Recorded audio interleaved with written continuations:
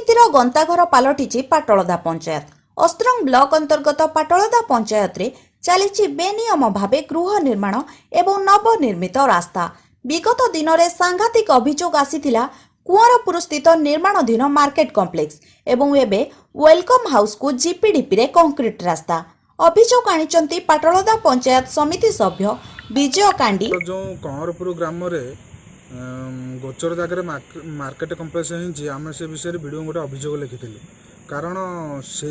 जगह हूँ से मौजारे गोचर हूँ से जगह गोरु गाई चरवे कौटी आ जगह मार्केट कम्प्लेक्स हम आ गोरु केमती सर्वमोटे से जगह सरपंच अनियमित भाव से जगह कर वेलकम जो रास्ता जाइए से विषय में कहीपरि क्या जगह सेटा तो एनजीओ संस्था को गोटे रास्ता होती आमर पंचायतर गाइडलाइन नहीं जे पंचायत से रोडटा को एनजीओ संस्था करी कर ब्लॉक कर किंतु पंचायत और जीपीटीपी फंड रु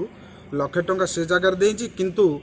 आम नानपड़ा ठारू कुंवरपुर पर्यंत मरणा जनता पलटि से रास्ता रे लोक जास कर सिटी सरपंचर आखि पाउनी सिटी बरु लक्षे टंका देते लोक उपकृत होता किंतु सरपंच तो यही काम कर पंचायत ऑफिस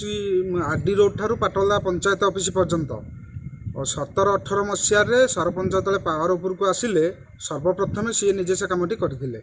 पीओ 2020-21 पुणी पुनर्बार रिपेयरिंग हो गोटे जगार जदि दुई थर कम हम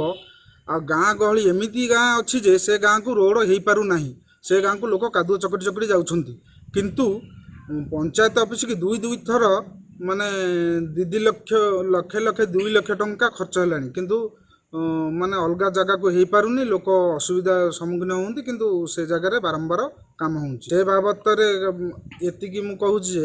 कारण सरपंच निज दृष्टिकोण देखा कथा कारण अलग जगह को जिते अलग गाँ को रोड हो पानी माटी कादुଅ चकटी जाउछंती बारंबार ये रोड तो भल अच्छे रोड को बारंबार करा जाउची कारण से माने शोषण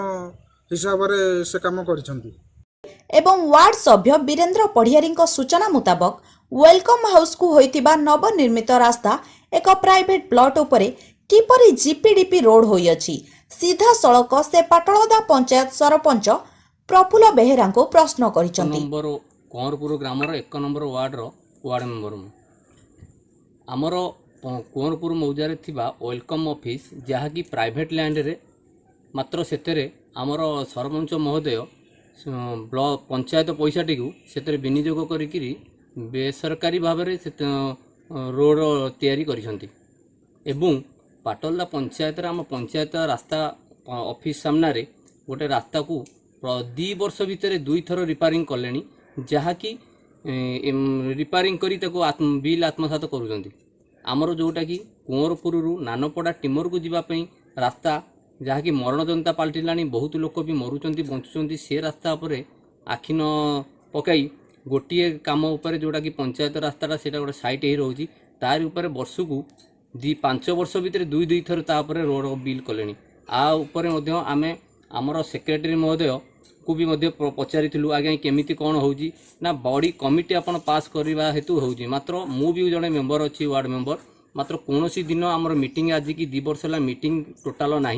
आमको ए थे दरमा दवाई डाकिकी आमठू 12 फाड़र दस्खत नहीं से 12 फाड़र दस्खत बल जी जहाँ